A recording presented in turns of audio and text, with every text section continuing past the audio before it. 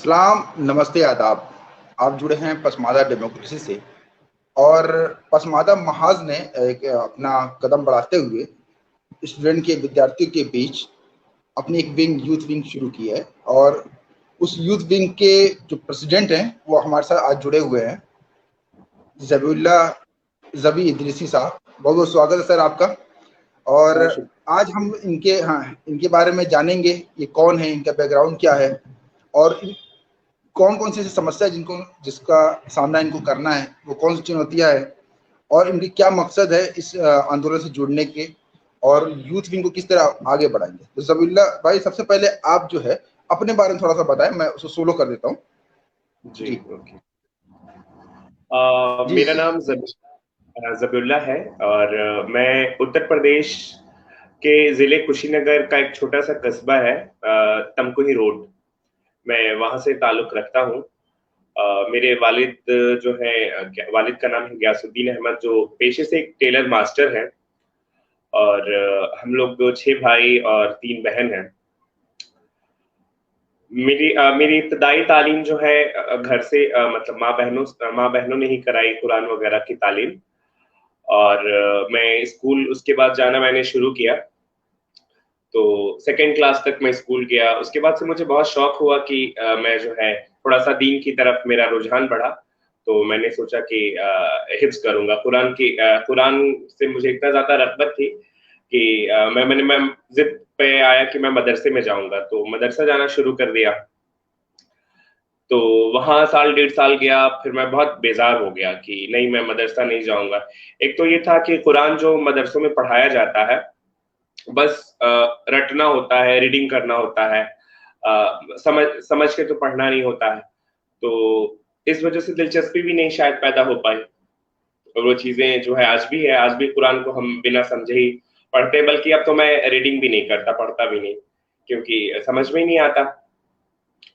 तो फिर मैंने कहा कि नहीं मैं फिर स्कूल जाऊँगा, तो मेरे वालिद साहब जो हैं बहुत नाराज़ हुए और बहुत बेज़ार होकर के मुझे एकदम से छोड़ दिया, तो मैं 7-8 सालों तक स्कूल ही नहीं गया। फिर जो है मैंने 10वीं 12वीं जो है वो मदरसे बोर्ड से जो उत्तर प्रदेश में होता है, मुंशी, आलिम वगैरह वो मैंने किया। मेरे फैमिली में माशाल्लाह सब लोग पढ़े लिखे हुए हैं, मेरे बड़े भाई जो हैं डॉक्टर हैं, एमबीबीएस है, यहीं लोकनायक के ट्रॉमा सेंटर में हैं और मेरे एक भाई पेशे से इंजीनियर हैं। तो माशाल्लाह फैमिली मेरे साथ में आता है। जी कि अलीगढ़ में गया पहले कि मैं पढ़ूँगा करके। वहाँ पहुँचा तो बीए आर्ट्स के लिए मैंने अप्लाई किया था। तो मेरा एडमिशन जो है पता चला कि मैं जो है एडमिशन नहीं हो सकता क्योंकि ब्रिज कोर्स में वहाँ पहले एडमिशन लेना होता है। तो फिर वहाँ से मैं बहुत मायूस हुआ और फिर मैं सोच रहा था अब मैं क्या करूँगा? फिर इत्तेफ़ाक से लखनऊ में ख्वाजा मोइनुद्दीन चिश्ती उर्दू अरबी फ़ारसी यूनिवर्सिटी में मुझे बीए में एडमिशन मिल गया। वहाँ से मैंने प्रॉपर तरीके से पढ़ना शुरू किया। मेरा सब्जेक्ट था उर्दू, पर्शियन और फिज़िकल एजुकेशन। बीए मैंने लखनऊ ख्वाजा मोइनुद्दीन चिश्ती से किया, फिर मास्टर मैंने दिल्ली यूनिवर्सिटी से किया और एमफ़िल मैंने नूरुल हसनैन साहब औरंगाबाद के एक फ़िक्शन राइटर हैं। उनके फ़िक्शन पे किया, नूरुल हसनैन बहैसियत फ़िक्शन निगार के उन्वान से। और पिछले साल मेरी एक किताब भी आई बसीरत-ए-तनकीद, मज़ामीन का मजमूआ है। मैं अखबारात और मैगज़ीन वगैरह में मज़ामीन वगैरह लिखता रहता हूँ। उसके अलावा जो है मैं आजकल मैंने नागरिकता संशोधन अधिनियम पे एक किताब आई थी प्रोफ़ेसर गीता सिंह की, उसका मैंने उर्दू में तर्जुमा किया है। और मेरी 2 किताबें इस साल आ रही हैं ये नूरुल हसनैन साहब के ऊपर और एक जो ट्रांसलेशन वर्क मैंने किया है और अभी मैं जो है उर्दू अदब में जैसे तवाइफ़ों के ऊपर जो है बहुत सारे जो है नॉवेल और अफ़साने लिखे गए हैं और उसके अलावा नवाबीन के ज़माने में बहुत सारी तवाइफ़ शायरात थीं और मज़ामीन, इंशाइया वगैरह लिखा करती थी। तो वहाँ से मुझे एक थोड़ी तहरीक मिली कि मैं सेमिनार में गया था, तो उसपे भी मैं काम कर रहा हूँ आजकल। बस यही थोड़ी बहुत मसरूफ़ियात है तालीम में। जी। जी, बहुत अच्छा लगा सुन के आपके एजुकेशन बैकग्राउंड। और आप जैसे आपने बताया कि घर का जो काम था दर्जी का था, है ना। तो आप थोड़ा सा जाति विशेष अपने बताइए कि उनकी वो क्या, उनका पुश्तैनी काम क्या है और उनकी सामाजिक स्थिति क्या है, इसके बारे में थोड़ा सा हम जानना चाहते हैं। क्योंकि एक बार एक कहावत मुझे एक साहब ने सुनाई थी, कुछ दिन पहले इंटरव्यू ले रहा था, ये अल्लाह की मर्जी चुनाव लड़े लड़े दर्जी, मतलब इस तरह की फप्तियां जो है समाज में मौजूद है। तो मैं ये चाह रहा था कि थोड़ा इस पे भी आप थोड़ा सा रोशनी डालें। जी, दर्जी कम्युनिटीज जो है क्या नाम है कि बहुत बैकवर्ड है, मतलब हिंदुस्तान में, मतलब इनकी अपनी कोई हैसियत नहीं। हालांकि इदरीसी जो लोग हैं, दर्जी जो लोग हैं इदरीसी लिखते हैं, और ये लोग अपने आप को इदरीस अलैहिस्सलाम जो इस्लाम के तीसरे पैगंबर हैं उनसे अपनी अपनी नस्ल को जोड़ते हैं। और इदरीस अलैहिस्सलाम जो है, मतलब जिनके बारे में है हदीसों में कि वो दुनिया के पहले इंसान हैं जिन्होंने कलम से लिखना और पढ़ना शुरू किया और लोगों को भी सिखाया। उनको बहुत सारी ज़बानें भी आती थी, बहुत सारी मतलब इल्म भी था, उनको इल्म नुजूम भी था, सबसे पहले पैगंबर जो थे जिनको इल्म नुजूम था। तो इदरीस दर्जी कम्युनिटी जो है उनको उनसे अपने आप अपना हस्ब नफ्स जोड़ती है। हालांकि अगर आप इदरीसी कम्युनिटी का जब आप मुशाहदा करें, मुआयना करें, तो बिल्कुल बरक्स है हाल। दर्जियों का ऐसा है कि अगर ये एक दिन काम ना करें तो इनके घर में खाना नहीं पकेगा। इनके बच्चे जो है थोड़े से बड़े नहीं होते। दर्जियों के दुकानों में क्या नाम है कि वहां मतलब किसी दर्जी के दुकान पे रख दिए जाते हैं वो बच्चे कि जाके धागा लाएं, बटन लाएं, सिलाई सीखें। एजुकेशन तो बिल्कुल नहीं है दर्जियों में, यहाँ बहुत मतलब ना के बराबर है। जैसे कि मेरा मेरा ददिहाल और ननिहाल है, लगभग हमारे खानदान में पूरे लगभग 1000-1500 लोग होंगे, लेकिन उसमें से तालीम याफ्ता मुश्किल से 100-150 लोग मिलेंगे। तो वही हाल मेरे शहर में भी है, मतलब जहाँ मेरा घर है, इदरीसी कम्युनिटी जितनी भी है उसमें मतलब वाहिद मेरी ऐसी फैमिली जो थोड़ी तालीम याफ्ता है। नहीं तो रूटीन यही है कि लोग जो है मतलब सिलाई का काम करते हैं और बच्चों को भी उसी में लगा रखे हैं, पढ़ाई लिखाई से बहुत दूर है। इनकी ख्वातीन भी जो है घर के कामों में लगी होती हैं, बकरियां जो है चराती हैं या खेतों में मजदूरी करती हैं। तो इस तरीके का माहौल है, बहुत कोई मतलब तरक्की याफ्ता कम्युनिटी नहीं है। ये बताइए सर कि क्या भेदभाव का भी सामना आपको कभी करना पड़ा या आपने सुना, क्योंकि आज तो आर्टिकल 70 के तहत तो कोई अछूत का व्यवहार तो नहीं करेगा, लेकिन क्या आप अपने पुरखों से इस तरीके कुछ सुना कि किसी तरह भेदभाव का भी सामना आपने किया है? हाँ, बहुत क्या नाम है कि जैसे हमारे घर के आसपास में मतलब हर बिरादरी के लोग रहते हैं। तो हम लोग मतलब जहाँ हम रहते हैं मोहल्ले में, वाहिद हमारी फैमिली जो है इदरीसी है, दर्जी फैमिली है।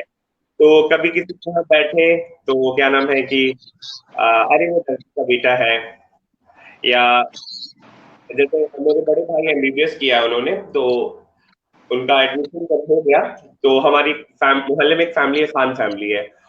वो लोग मतलब बहुत सारे मतलब 6 महीने तक वो तस्दीक करते रहे कि क्या नाम है एडमिशन वाकई एमबीबीएस में हो गया है कि नहीं हुआ है। फिर क्या बोलते हैं कि क्या नाम है कि एडमिशन तो कैसे भी आप लोगों ने करवा लिया, लेकिन फीस कैसे पे कर पाएंगे। फिर ये होता था कि क्या नाम है कि काम तो मतलब जैसे मेरे अब्बा का काम कोई बहुत बड़ा नहीं है, तो खाने के लिए बर्तन भी अटता होगा कि नहीं। तो इस तरीके की चीजें तो हमेशा देखने को मिली रही हैं। उसके अलावा जब मैं यूनिवर्सिटी में जब आया तो वहां भी मैंने देखा क्या नाम है कि अलग अलग कम्युनिटीज जो है, मतलब जैसे प्रोफेसरान जो है वो अलग अलग बिरादरियों से हैं। तफरीक तो डिस्क्रिमिनेशन तो आपको मतलब हर एतबार से मिलता है, कहीं मसलकी एतबार से, कहीं मजहबी एतबार से। लेकिन जैसे कि मेरा शोबा उर्दू है, तो यहाँ तो मैंने जो है ज्यादातर जो है जाति तौर पे भी मतलब जात पात के एतबार पे भी देखा, और एरियाज के ऊपर भी देखा। मैं बहुत मेरा जो इलाका है वो कोई बहुत तरक्की याफ्ता नहीं है, और ना ही हमारे यहाँ से कोई बहुत तालीम याफ्ता या बड़े ओहदों पर लोग हैं। तो डिस्क्रिमिनेशन तो हमेशा देखने को कुछ ना कुछ मिलता ही रहा है। लोग बात बातों में जताते भी हैं कि क्या नाम है कि हमारे सैयदों के यहाँ ऐसे होता है, वैसे होता है, खान पान का हमारा बहुत तरीका अलग होता है, पहनने का अलग होता है। तो जैसे कि मैं बहुत सिंपल हूँ, मैं बड़ा हकीकत पसंद हूँ। मैं मतलब मैं सोचता हूँ कि क्या नाम है कि मतलब मैं क्या हूँ मैटर ये करता है ना, कि मुझे क्या आता है। मैं सीख करके ज्यादा खुश होता हूँ, ना कि अच्छा लिबास इख्तियार करके या अच्छी जगह खा करके। मैं इन सब चीजों से बहुत गुरेज करता हूँ, ज्यादा इसमें मुझे खुशी होती है। तो ये चीजें समाज में दिखावा बहुत ज्यादा है, तो वो देखने को तो अक्सर मिलता रहा है। अच्छा, आपकी कम्युनिटी से कोई राजनीतिक मतलब एमपी एमएलए इस तरीके से चुने? कोई नहीं है। और क्या नाम है कि अभी मतलब ग्राउंड लेवल पे आप देखेंगे, वो मतलब जैसे आप देखेंगे कि पसमानदा मतलब पूरी पसमानदा मुसलमानों की हालत है, या आप देखेंगे कि क्या नाम है कि वो जो गांव के या चैरिटी होते हैं, प्रधान होते हैं, तो वो आपका क्या करते हैं, इकट्ठा करने के लिए हमें आपका सहारा बना लिया। और ओबीसी कम्युनिटी की ज्यादा तालीम याफ्ता नहीं है, तो उसके लिए बड़ी जो है बाइस इफ्तिखार की बात होती है कि प्रधान जी हमको बुलाते हैं, हमारे दरवाजे पे आते हैं, हमें हमें साथ लेके जाते हैं, तो वो इसी खुशफहमी के शिकार होके रह जाते हैं। तो ये है, कोई पॉलिटिकल लेवल पे कोई वो नहीं है। अच्छा जबीला भाई, ये बताइए कि पसमानदा आंदोलन से कैसे जानकारी मिली, मतलब इस आंदोलन से जुड़ने की वजह या कैसे जुड़े आप, थोड़ा इसके बारे में बताते। पसमानदा मुसलमान के बारे में मैं ऐसे मतलब सोशल मीडिया वगैरह पे थोड़ा बहुत देखता रहता था। और जैसा कि मतलब हम सब मतलब मैं खुद पसमानदा मुसलमानों में से आता हूँ, और मेरा जहाँ घर है मतलब किसी कम्युनिटी की बात की, उसके अलावा और भी बहुत सारी कम्युनिटीज हैं जिनको मैंने बड़े करीब से देखा है, जैसे धोबी हो गए, मंसूरी हो गए, गुजरा हो गए, तो इनको मैंने बड़ा करीब से देखा है। और इनकी जिंदगियां भी जो है कोई बहुत मतलब अच्छी नहीं है, बल्कि वो मतलब आप नॉन मुस्लिम में देखें, जो SC ST कम्युनिटी के जो लोग आते हैं उनसे भी ज्यादा बुरी हालत है। तो मैंने बड़ा करीब से देखा है, और वो बहुत दुख होता है कि जब आप किसी के लिए कुछ नहीं कर पाते हैं, मतलब आप सिर्फ देख रहे हैं, है ना, तमाशाई बने हुए कुल मिलाकर के। जैसे कि मेरे मोहल्ले में एक फैमिली थी, मंसूरी फैमिली, एक आंटी थी आसरा करके, तो मतलब बचपन से लेके मैंने उनको देखा शुरू से। उनके मतलब उनके घर तक ढंग का नहीं था उनका। उसके बाद से जो है खाने वाने के मसाइल, और फिर इनके यहाँ क्या है ना कि सबसे बड़ा मसला क्या है, पसमानदा मुसलमानों में एजुकेशन की जो है कमी बहुत ज्यादा है। मतलब इनके बच्चे थोड़े बड़े नहीं होते कि किसी दुकान पे रखवा देते हैं, किसी इनका जो छोटा मोटा काम है उसमें लगा देंगे, स्कूल ये भेजना ही नहीं चाहते। लड़कियां आजकल थोड़ा बहुत पढ़ के निकलने लगी हैं, तो उनके ऊपर भी बड़े कमेंट्स पास होते हैं कि क्या नाम है कि लड़की जो है बाहर निकल रही है, खुदसर हो जाएगी, किसी से शादी कर लेगी। तो इस तरीके का सबसे ज्यादा सर सैयद अहमद खान का जैसे वो था कि क्या नाम है कि एक हाथ में कुरान हो तो एक हाथ में साइंस हो, तो अगर इस फलसफे पे हम काम करें तो कोई जो है गुमराह नहीं होगा।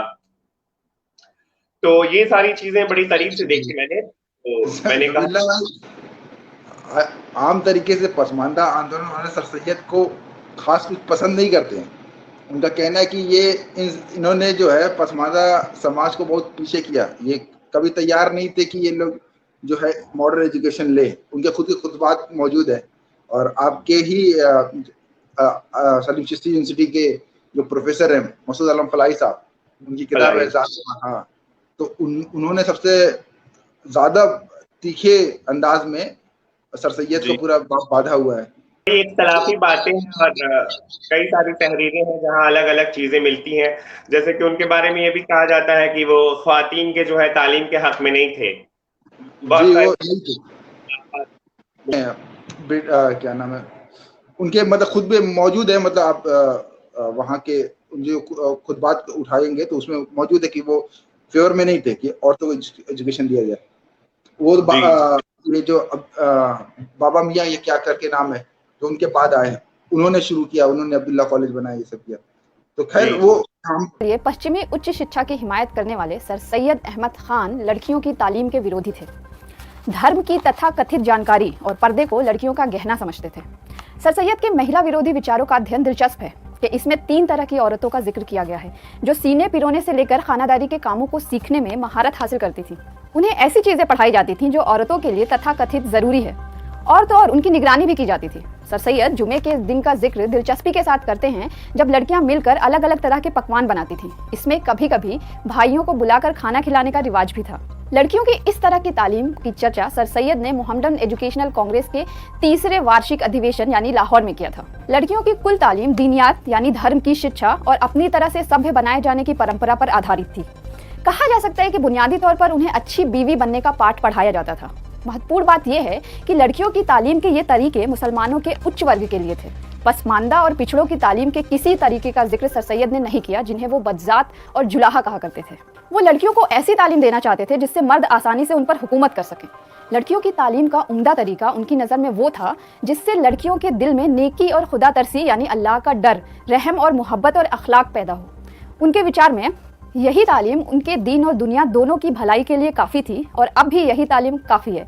मैं नहीं समझता कि औरतों को अफ्रीका और अमेरिका का भूगोल सिखाने और अलजबरा और त्रिकोणमिति के कवायद बताने और अहमद शाह और मोहम्मद शाह और मरहटों और दिल्लियों की लड़ाइयों के किस्से पढ़ाने से क्या नतीजा है। सर सैयद के मुताबिक औरतों की तालीम नेक अखलाक, नेक खसलत, अच्छी आदत, खानादारी के उमूर यानी घर के काम, बुजुर्गों का अदब, पति की मोहब्बत, बच्चों की परवरिश, धर्म का जानना होनी चाहिए।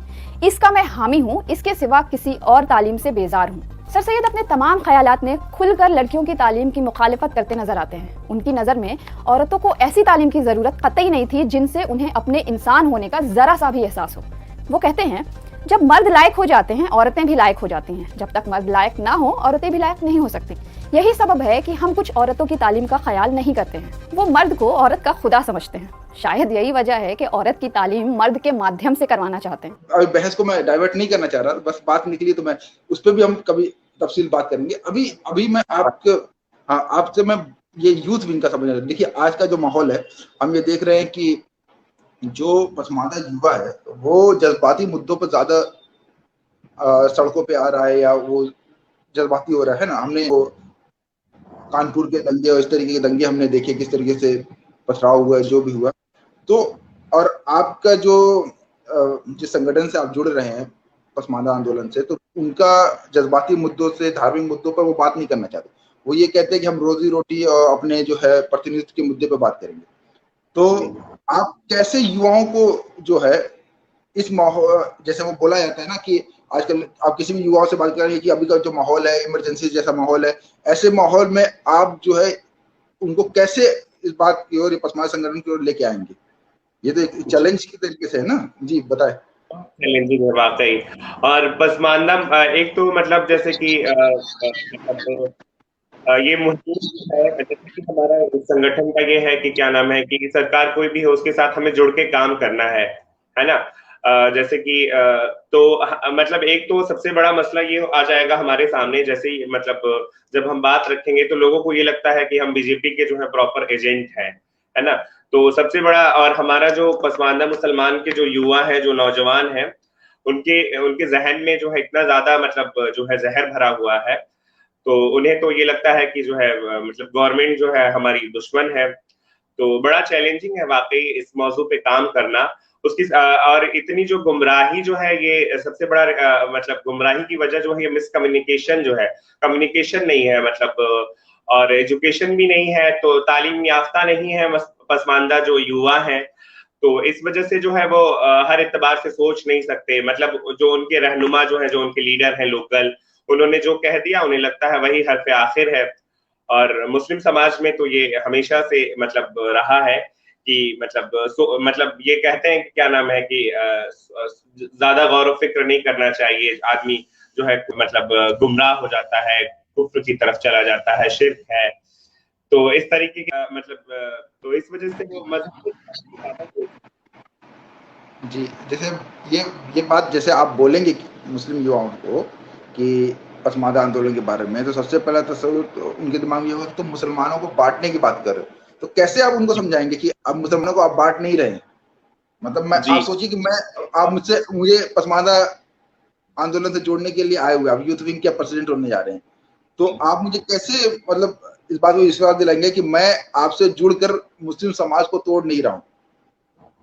बल्कि पसमानदा मुसलमान के जो है, जैसे कि मतलब इस तरीके का लोगों में वो है क्या नाम है कि ये बांटने की बात कर रहे हैं। मैं बड़ा तल्ख हो जाएगा मैं अगर ये कहूँ कि क्या नाम है कि जुड़ा हुआ ही कब था मतलब मुसलमान तबका जो है, आप देखें तो जो है मसलकी एतबार से लोग जो है अलग अलग हैं, क्या नाम है कि बिरादरी के एतबार से अलग है, जुड़े हुए तो कभी नहीं है। मस्जिदों में आप देखें सुन्नी देवबंदियों का, सुन्नी की मस्जिद में कोई देवबंदी जाके नमाज पढ़ ले तो मस्जिद धुलने लगते हैं।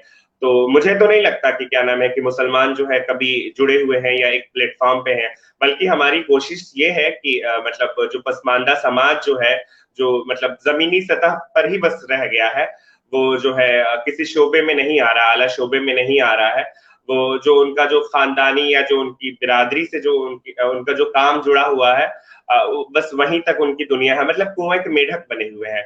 तो हमारी तो कोशिश ये है कि अशराफ है उनको क्या नाम है कि सियासत में आप देखें या किसी भी डिपार्टमेंट में आप देखें, उन्हीं का कब्जा है।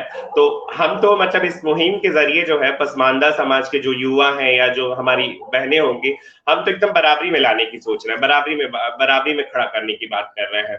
तो ये इल्जाम है एक तरीके का, और कोई भी मुहिम शुरू होती है तो तनकीद का निशाना तो बनना पड़ता है, और बहुत बना भी जाएगा। जी, एक सवाल ये भी आता है कि लोकतंत्र में संख्याओं का एक खेल होता है। तो वो जाति जैसे आपकी जाति इदरीसी जाति है, या और जो जाति है हेला जाति हो गई, या धोबियों की जाति हो गई, है ना, हवारी की जाति हो गई। तो जो संख्या में कम है वो लोग आपसे कैसे जुड़ कहेंगे कि हमको तो तुम कभी आगे बढ़ने नहीं दोगे, जैसे आपको चुना गया, तो ये कैसे सुनिश्चित हो कि बाद में भी अंसारी, मंसूरी, राइन और कुरैशी के अलावा भी जो छोटी जातियां हैं वो भी चुन के आएंगी, तो मतलब उनका प्रतिनिधित्व कैसे सुनिश्चित करेंगे? मतलब ये सवाल तो आएगा ना। देखिए, कोई भी आप जेएनयू में रहे होंगे, आप देखेंगे कि जेएनयू में कई विभाजन भी इसी वजह से होता था कि उनको लगता था कि मैं जो है प्रेसिडेंट के लिए था और मुझे नहीं मिला, तो वो अपना अलग ही पार्टी बना के निकल जाते थे। ये भी एक वजह थी, आइडियोलॉजी की वजह से भी टूटते थे और इसकी वजह से भी टूटते थे। तो मैं ये कहना चाह रहा हूँ कि छोटी जातियों को कैसे जोड़ेंगे आप संगठन से, या उनके युवाओं को कैसे जोड़ेंगे? क्योंकि उनको डर शराफों से ज्यादा तो विदिन पसमादा में वो कहेंगे कि अंसारी हमारा प्रतिनिधि खा जाएंगे, या कुरैशी खा जाएंगे, या राइन खा जाएंगे, या मंसूरी खा जाएंगे। इस तरीके के सवाल करते हैं, क्योंकि मुझसे भी करते हैं ना, इसलिए मैं आपसे ही कर रहा हूँ। जी, सबसे पहले तो ये कि आज मतलब हमारा समाज मतलब इतना मतलब बेदार हो गया है कि थोड़ा बहुत जो है, मैं बहुत ये नहीं कहूंगा कि पसमानदा समाज जो है बहुत ज्यादा तालीम याफ्ता हो गया है। तो हर तबके में, हर बिरादरी में जो है मतलब एक आध दो जो है क्या नाम है कि लोग जो है पढ़ने की तरफ आ रहे हैं, यूनिवर्सिटी की तरफ पहुंच भी रहे हैं, एडमिनिस्ट्रेशन वगैरह में भी पहुंचने लगे हैं लोग। लेकिन उनकी जो कम्युनिटी जो है तरक्की ना करने की एक सबसे बड़ी वजह ये भी है कि क्या नाम है कि वो जो है अपने आप तक महदूद हो गए हैं, वो बस अपने बारे में सोचते हैं। तो इस तरीके के जो लोग हैं, एक आध जो लोग हैं, जैसे कि मेरे पूरे शहर में कुरैशी कम्युनिटी की अगर बात करें तो एक पूरे क्या नाम है, पूरे शहर में एक जो है कुरैशी लड़का जो है वकील हुआ अभी कुछ टाइम पहले दिल्ली यूनिवर्सिटी से ही। तो इस तरीके के जो लोग हैं उनको थोड़ा सा समझाना आसान भी है, जो एकदम ग्राउंड लेवल पे है वो तो बात ही नहीं सुनना चाहते, है ना। और ये काम जो ऐसा है डोर टू डोर जाकर करने वाला है, तो ये काम करने के लिए सबसे पहले तो हमें जो है भरोसा जीतना पड़ेगा, मतलब साथ में उठना बैठना पड़ेगा। बहुत चैलेंजिंग काम है, आसान नहीं है।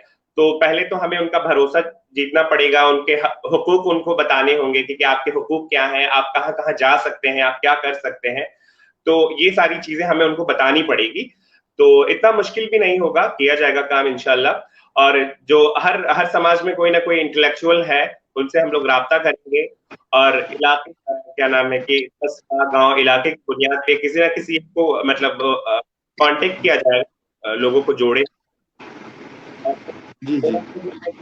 खुद जो है क्या नाम है ग्राउंड लेवल पे उतर के काम करूंगा, और बहुत मैं तो अपने आप को वक्त करने वाला हूँ इस काम के लिए।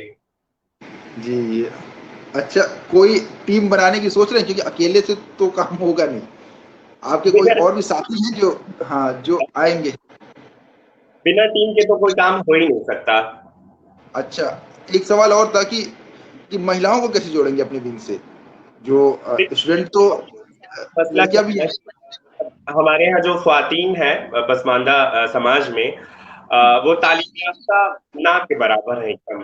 अब मर्द हजरात जो हमारे यहाँ क्या सोच रहे हैं कि क्या नाम है कि वही जो अभी मैंने थोड़ी देर पहले कहा कि हमारी लड़कियां जो है पढ़ेंगी तो मतलब गुमराह हो जाएंगी, खुदसर हो जाएंगी। तो इस तरीके के बड़े मसाइल हैं। तो सबसे पहले तो घर के जो मर्द हजरात हैं उन्हें हमें कन्विंस करना होगा, उन्हें समझाना होगा, ठीक है। उसके अलावा जो यूनिवर्सिटी कैंपसेस में भी हैं पसमानदा ख्वातीन जो हैं, मतलब जो ऐसे मुआशरे से आ रही, जैसे हमारी जामिया की एक दोस्त है, वो बता रही थी कि जब मैंने जो बीए अलीगढ़ मुस्लिम यूनिवर्सिटी से कर तो लिया, जब मैंने दिल्ली आने की बात की तो पूरा खानदान मुखालिफत पे उतर आया और मीटिंग बैठ, क्या ना मैं बाहर नहीं जानी चाहिए।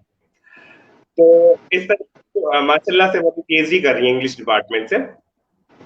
तो जो ख्वातीन है वो भी मसाइल पेश की हुई हैं, कर रही हैं, तो उनसे रब्ता करेंगे और उनके जरिए इंशाल्लाह हम लोग जोड़ने की कोशिश करेंगे और खुद भी जो है मिलने जुलने की कोशिश करेंगे। जैसा कि कहा मैंने कि डोर टू डोर काम है, तो मिलेंगे जुलेंगे, बेदारी पैदा करने की कोशिश करेंगे इंशाल्लाह। जी अच्छा, अब थोड़ा सा हम, अब क्योंकि आप उर्दू अदब से ही जुड़े हुए हैं तो उस पर थोड़ा बात करते हैं। जैसे हमारा एक टेक है, पसमानदा आंदोलन का एक टेक है कि उर्दू अदब दरअसल अशराफ अदब है। क्यों? क्योंकि उर्दू अदब में पसमानदा जातियों के दुख दर्द, उनकी स्थिति के ऊपर बात नहीं होती। उसमें ज्यादातर जो उसके मुख्य पात्र होते हैं वो अशराफ जातियों के होते हैं। और अगर कहीं पसमानदा जातियां नजर भी आती हैं तो वो नौकरों नौकरानियों के रूप में नजर आती है, उनकी कहानियों में, उनके उपन्यासों में या उनकी गजलों में। तो इस पर आपका क्या टेक है? तरक्की पसंद तहरीक जो था उर्दू अदब में, अफसाने या नॉवेल जो है, ऐसा नहीं है कि पसमानदा समाज के जो है मौजूआत पर मबनी नहीं है, लेकिन बाकायदा कोई तहकीकी और तनकीदी काम नहीं हुआ है पसमानदा मुसलमानों के ऊपर, इस वजह से दिखता नहीं है। जैसे इस्मत चुगताई है, उनकी ज्यादातर अफसाने मुतवस्सित तबके की है, पसमानदा मुसलमानों के ऊपर ही मबनी है। मंटू का थोड़ा सा क्या है कि वो थोड़ा सा उनका जो है दायरा वसी है, वो जो है तवाइफों की तरफ भी चले जाते हैं या गैर मुस्लिम फसाद वगैरह। नहीं देखिए, जी जी, देखिए मैं पूरी बात अपनी रख लूँ। जैसे पंचतंत्र जो है वो कहानी जो है जानवरों के ऊपर है, लेकिन वो जानवरों के लिए नहीं लिखी गई है, वो लिखी गई इंसानों के लिए, है ना। सिग्निफायर और सिग्निफायर इसमें किसके लिए लिखी गई है बहुत महत्वपूर्ण होता है। तो उसके जो इस्मत चुगताई हो गई या मंटो हो गए, दोनों के जो पात्र हैं वो भले ही वो उनको उठाए, जो पसमानदा जातियों से जो नौकरानियां या जिसको मैं गंदे शब्दों में बोल रहा हूँ रंडियां हैं, तवाइफे हैं, तो उनके ऊपर वो लिख जरूर रहे हैं, लेकिन वो उस समाज के लिए नहीं लिख रहे हैं, वो लिख रहे अशराफ समाज। जैसे कि जयप्रकाश फाकी साहब है, मैं पहले भी ये बात जिक्र कर चुका, दोबारा कर रहा हूँ कि वो ये कहते हैं कि मंटो इतने प्रगतिशील थे तो उन्होंने एक भी तवायफ या इस तरीके की सो कॉल्ड प्रगतिशील औरत को सैयदानी क्यों नहीं दिखाई, कोई सैयद की लड़की ऐसा काम करते हुए क्यों नहीं नजर आई। मतलब उनकी कलम भी वहीं पर रुकी कि वो अगर कोई प्रगतिशील लड़की दिखाना है जो शराब पीती हो, सिगरेट पीती हो, सेक्स के प्रति खुली हो, तो वो इन्हीं जातियों से होगी।